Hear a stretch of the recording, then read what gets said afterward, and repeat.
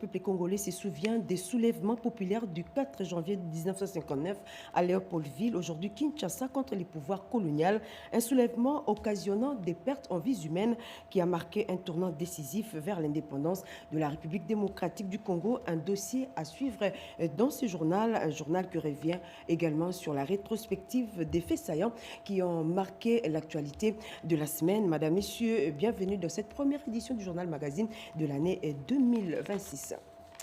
D'abord, cette actualité, des militaires rwandais ont été capturés sur les sols congolais et autres ressortissants d'autres pays de la sous-région. Ces militaires capturés pendant les opérations militaires dans les nord et sud Kivu ont été officiellement présentés à la presse par le FARDC, ce qui prouve à suffisance que le Rwanda agresse la République démocratique du Congo. Suivez. C'est une nouvelle preuve accablante de l'implication directe du Rwanda dans le conflit à l'est de la République démocratique du Congo. Devant la presse nationale et internationale, les forces armées de la République démocratique du Congo ont présenté des combattants capturés lors des récentes opérations dans le nord et les sud Kivu. Au total, 7 militaires rwandais et 8 autres ressortissants de certains pays de la sous-région. Le lieutenant-colonel Mak Azukai, commandant adjoint du service des communications et d'information du FARDC, chargé des opérations et renseignements, détaille ici les circonstances de cette arrestation. Depuis le début de cette guerre, la RDC a toujours affirmé avec des preuves qu'elle est agressée par le Rwanda. Aujourd'hui, les FARDC vous ont invité pour vous présenter 7 militaires rwandais et 8 civils ressortissants des pays de la sous-région, capturés pendant les opérations militaires au nord et au sud Kivu.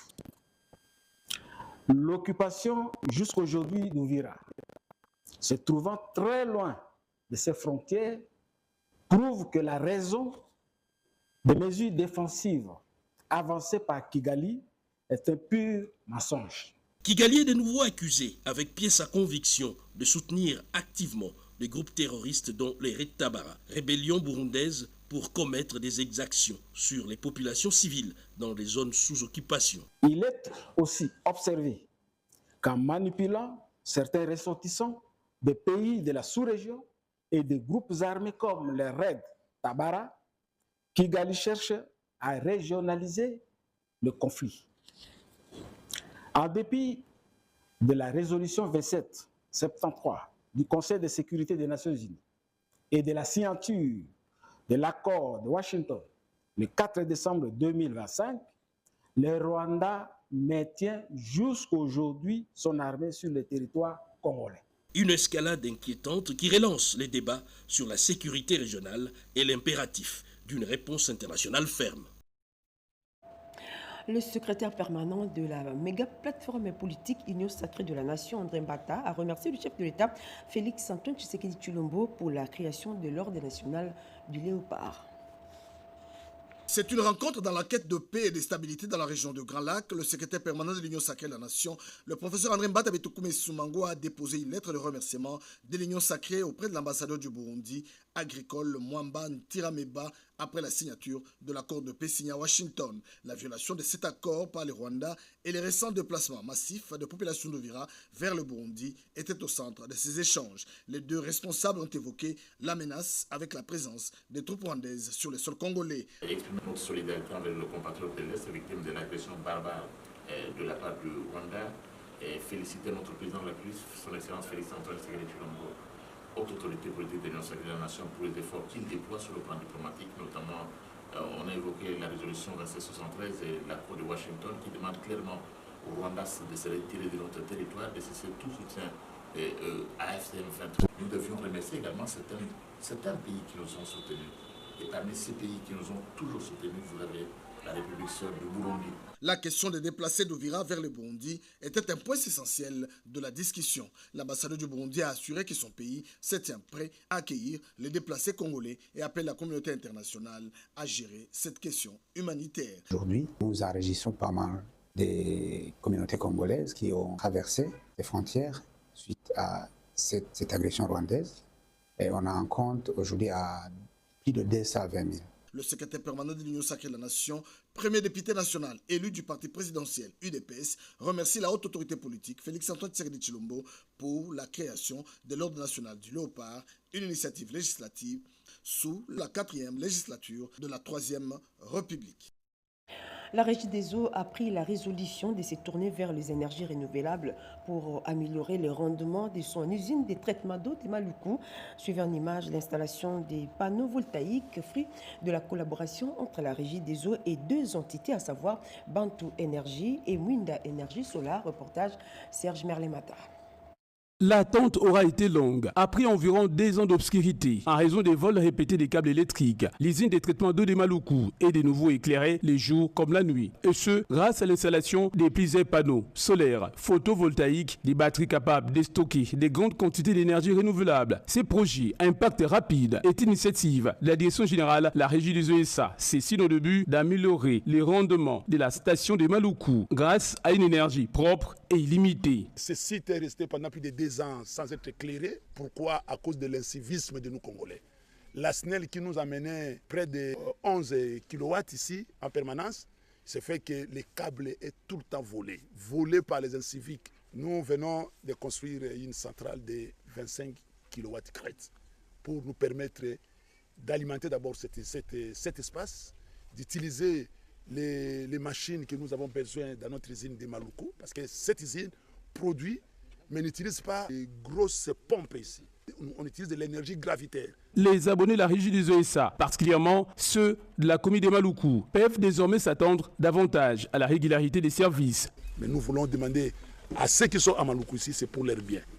Protéger cet ouvrage. Jean Bosco Mwaka Indele a en outre invité les abonnés de cette partie de la capitale à s'acquitter régulièrement de leurs factures de consommation d'eau, question de permettre à cette entreprise du portefeuille de l'État de bien accomplir sa mission principale. Le service national a remis cette fois-ci une quantité importante de sacs de semoule de maïs aux étudiants des institutions universitaires de la République démocratique du Congo. Suivez la cérémonie des remises effectuée à l'université de Kinshasa avec Cédric Kenina. Des sacs de maïs, expression d'une transformation sociale.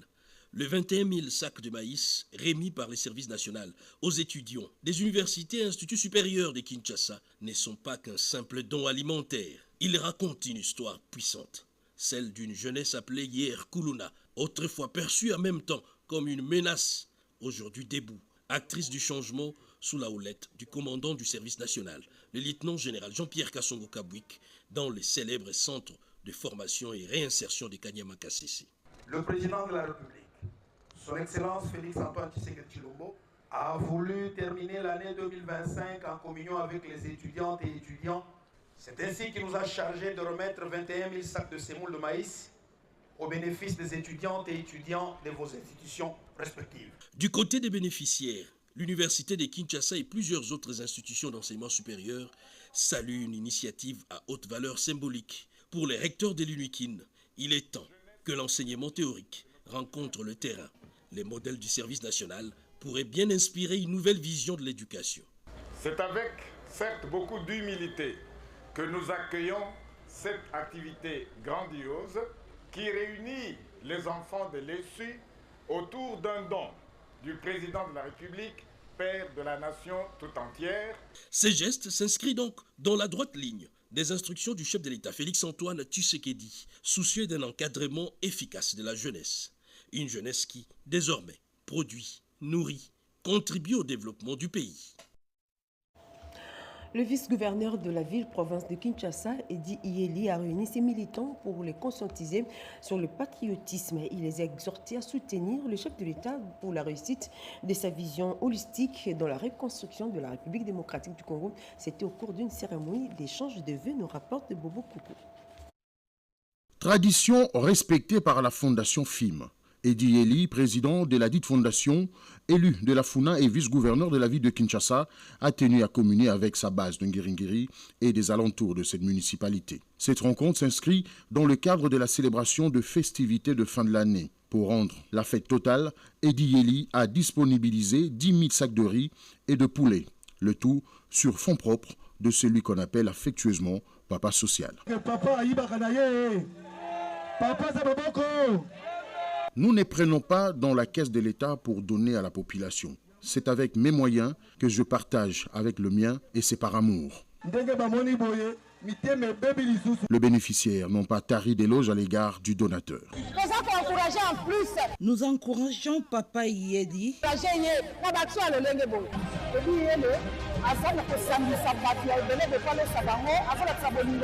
Edi Yeli, par cet acte, vient de démontrer une fois de plus l'amour qu'il a pour la population. Chaque année, Edi Yeli nous donne de vivre. Que Dieu les garde et lui donne encore beaucoup. Chaque année, depuis 2012, Edi Yeli fait parler son côté généreux en faveur de ses électeurs et membres de sa fondation.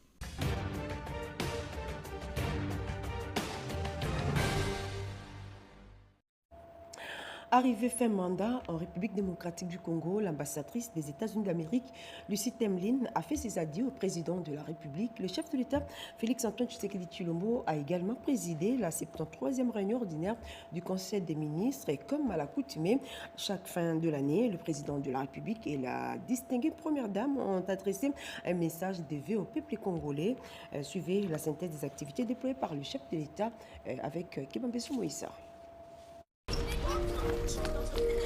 Fidèle à la tradition, le couple présidentiel a adressé en fin d'année le message de meilleurs vœux à la population congolaise. Aux côtés de son épouse, la distinguée première dame Denise Nyakeru Tshisekedi, le président de la République Félix-Antoine Tshisekedi Tshilombo a rendu un hommage solennel aux populations du Nord et du Sud Kivu vivant sous l'occupation, à celles de l'Ituri ainsi qu'aux forces armées de la RDC et aux patriotes Ouazalendo qui défendent l'intégrité territoriale du pays au prix du sang. Le chef de l'État en a aussi appelé à l'unité et la cohésion nationale face à l'agression de l'Est de la RDC par le Rwanda et l'AFC M23. Restons unis et solidaires, a dit le président de la République. Il s'est agi d'un appel à la cohésion nationale et à l'unité pour un Congo plus fort. La distinguée première dame a adressé un message compassionnel appelant à garder l'espoir et à la solidarité envers notamment les familles éprouvées.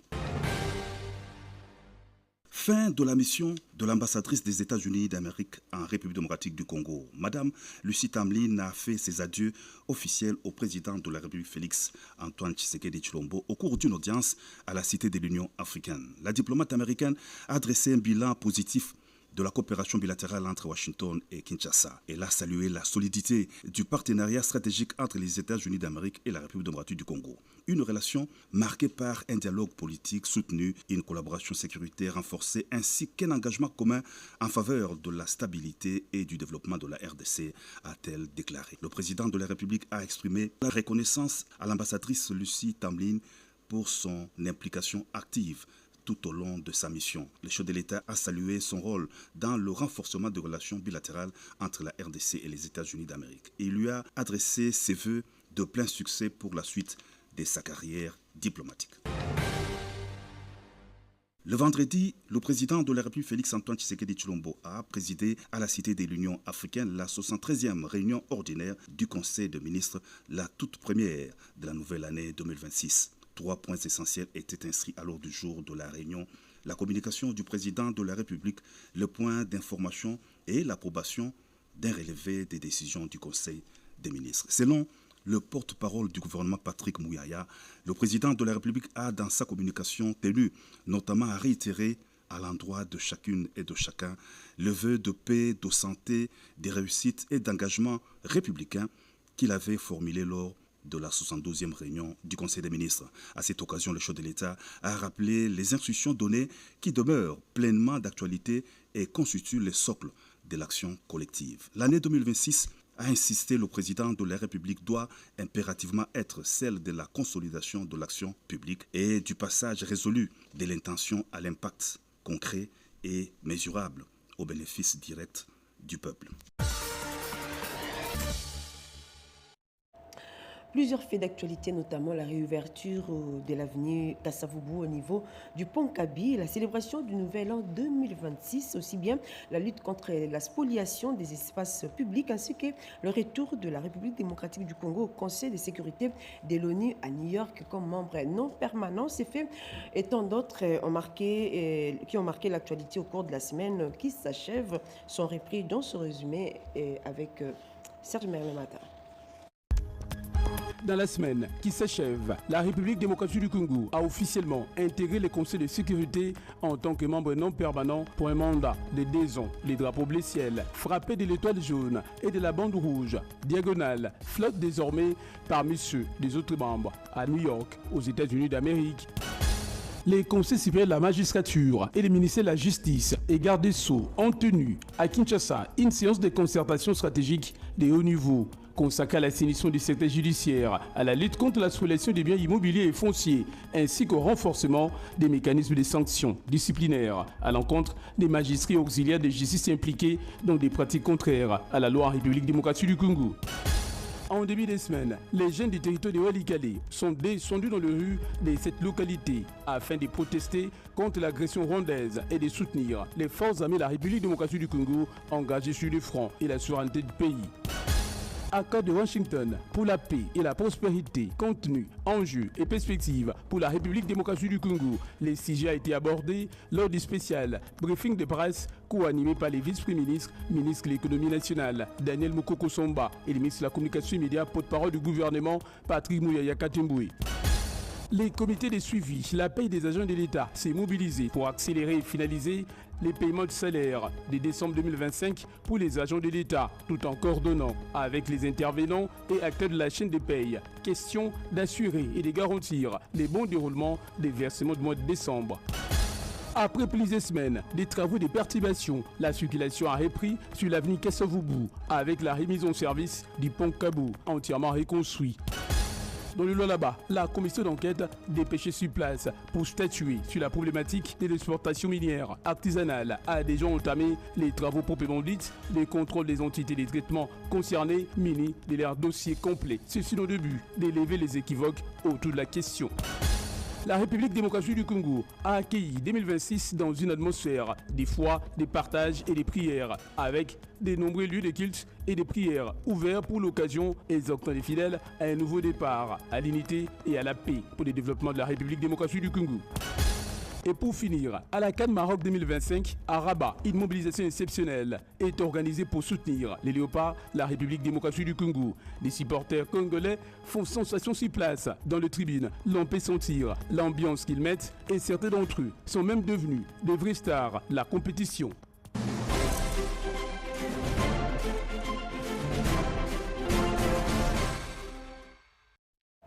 Ce 4 janvier est entièrement consacré à la journée des martyrs. C'est dimanche, le peuple congolais se souvient des soulèvements populaires du 4 janvier 1959 à Léopoldville. Aujourd'hui, Kinshasa contre le pouvoir colonial, un soulèvement qui a marqué un tournant décisif vers l'indépendance de la République démocratique du Congo. Dans une commémoration nationale, ce 4 janvier, la population congolaise se souvient de ses compatriotes tombés pour se libérer de l'emprise de la colonisation. Suivez. 4 janvier, le sens d'une célébration commémorative. Léopoldville, aujourd'hui Kinshasa, n'échappe pas aux boursouflures de cette vague impétueuse. La révolution spiritualo-socio-culturelle, portée par l'abbé Albert Maloula, à travers ses publications sur la conscience africaine, la participation de Patrice Emery Lumumba à la conférence d'Accra, ainsi que la montée insidieuse d'interdiction par l'administration coloniale de toute forme de manifestation, finissent de mettre le feu à la mèche du cocktail Molotov le 4 janvier. Ces jours-là, le gouverneur général de la colonie et en charge de l'administration de la ville refuse à la dernière minute la tenue du meeting de restitution des recommandations de la conférence d'Accra par l'Abaco à la place Imka en début d'après-midi. Déboussolés, les membres et partisans du parti cher à Joseph Kasavubu, en communion avec les Lumumbistes, dont le champion revenait justement d'Accra, en étaient à la recherche d'une alternative suite au refus du pouvoir lorsqu'ils furent rejoints par une foule nombreuse de supporters des Vaticano, aujourd'hui Vita Club, qui venaient de voir leur équipe battue par Mikado avec la complicité arbitrale au stade Reine Astrid, autrement dit Tata Raphaël. Ces derniers avaient déjà pris la mesure de leur colère en saccageant tout sur leur passage. Ils ont l'intention de déverser leurs courroux sur le colon. Et juste à proximité, ce qu'il y a, ce sont des commerces. Et ils se sont rués sur ces commerces pour piller et saccager. Donc la police du colonisateur est envoyée sans aucune retenue. Il massacre la population. Il massacre donc ces supporters déçus du football et les adeptes de la Bako. Et selon les bilans officiels, il y a eu environ 49 morts. Et selon certaines sources, il y a eu beaucoup plus que ça. Il y a eu plusieurs arrestations, on parle de 300 personnes arrêtées, mais il y a eu aussi beaucoup de blessés. Ces indigènes avaient cette information, ils étaient donc convaincus que la terre sur laquelle le colon faisait la loi leur appartenait et qu'ils avaient bien le droit de revendiquer l'indépendance. La soirée et la nuit du 4 janvier furent autant de pertes en matériel qu'en vue humaine. Bilan à la fois contrasté et mitigé, que si, dans le camp du pouvoir, à travers les forces de l'ordre et les résidences des Blancs, était évident sur papier, cela ne pouvait être le cas pour le Congolais, dont presque tous les corps avaient miraculeusement disparu. À la limite, nous avons appris. Les témoignages que nous avons aujourd'hui, c'est ceux qui concernent en fait une foule nombreuse de personnes dites naines, qui, comme si elles surgissaient sous la terre, s'étaient emparées de la rue et avaient fait le pouvoir de la rue. Et toute pierre, tout caillou qu'ils ramassaient par terre, en lançant ces pierres et ces cailloux sur les véhicules, sur les immeubles des Blancs, ces immeubles et ces véhicules, même les commerces, prenaient feu. En consacrant la République démocratique du Congo à l'éternel Dieu créateur, Félix Antoine Tshisekedi aura non seulement réussi à honorer le sang visible et invisible de nos martyrs, mais aussi et surtout à mettre la patrie dans le véritable sens de la libération de notre indépendance. Bonne fête, de souvenirs à tous. Retour sur l'actualité pour évoquer l'évaluation de la riposte sanitaire menée en République démocratique du Congo au cours de l'année 2025. Une riposte qui a produit des résultats globalement encourageants. Déclaration faite par le coordonnateur national du Centre des opérations d'urgence des santé publique, Christian Ngandou, a détaillé la gestion des maladies à fort potentiel épidémique telles que le choléra, le mpox, la rougeole, nous rapporte Rodé Panda. Le coordonnateur national de COUSP, Centre des opérations d'urgence de santé publique, Christian Ngandou, a présenté un bilan marqué par la maîtrise progressive de plusieurs crises épidémiques qui ont touché le pays. Les maladies à fort potentiel épidémique telles que l'Mpox, le choléra, Ebola et la rougeole ont été contenues grâce à une réponse rapide des équipes sanitaires, une meilleure coordination des interventions et le renforcement de la surveillance épidémiologique. Aujourd'hui, la tendance est à la baisse. Sur les 401 zones de santé touchées en 2024, seules 19 zones de santé qui continuent de notifier des cas dans le sud et nord Kivu ainsi qu'au Sankuru. Actuellement, on a plus de 20 points de laboratoire dans le pays. Et dans les jours qui viennent, nous avons acquis au niveau de l'INSP des équipements de laboratoire qui peuvent détecter la Mpox, mais qui demanderont à ce qu'on puisse former davantage les experts pour que chaque province soit au moins en mesure de poser des diagnostic de la Mpox. Et ça sera dans une visée multirisque parce que les mêmes équipements nous permettront aussi d'analyser la rougeole, les échantillons en rapport avec le choléra. Donc d'ici là, l'approche multirisque par rapport aux épidémies majeures prioritaires dans notre pays sera effective dans les différentes provinces quand s'agissant de la détection biologique. Pour consolider ces acquis, le système de santé a été renforcé avec la mise en service de plus de 20 laboratoires de référence à travers le pays. Ces efforts visent à améliorer l'anticipation et à réduire l'impact des urgences sanitaires futures en RDC. Santé toujours, dont l'hôpital de référence de la Rive, situé dans la commune d'Ingaliama, vient de bénéficier d'un don composé des médicaments et autres produits essentiels pour la prise en charge sans interruption de ces patients. Retrouvons Serge Merlet-Mata pour le reportage. Parti de l'air social, situé à Limité 7e rue, la délégation de la structure caritative Satibols Fossabo, qui dirige Satiboleli, s'est rendue au bord du fleuve, là où se trouve l'hôpital général des références de la Rive, Angalema, connu pour sa prise en charge des malformations et la lèpre. Une fois arrivé sur le lieu, la même délégation a procédé à la visite des charités des différents pavillons de cette institution hospitalière. Ce fut l'occasion pour la même délégation de la structure caritative Satibols Fossabo de prêter prêter une oreille attentive aux doléances de ces patients internés au sein de ces centres de santé et de leur offrir surtout les soutiens moraux, les médicaments et autres produits de santé. Un véritable soulagement. Le médecin directeur de l'hôpital général de référence de la Rive a exprimé sa gratitude pour cet appui et geste de solidarité. Les patients présents lors de la remise de ces médicaments ont également exprimé leur gratitude envers les bienfaiteurs pour cette action qui contribuera sans nul doute à leur guérison. Cette visite de terrain a eu pour objectif de permettre à l'hôpital général de référence de la Rive d'assurer une prise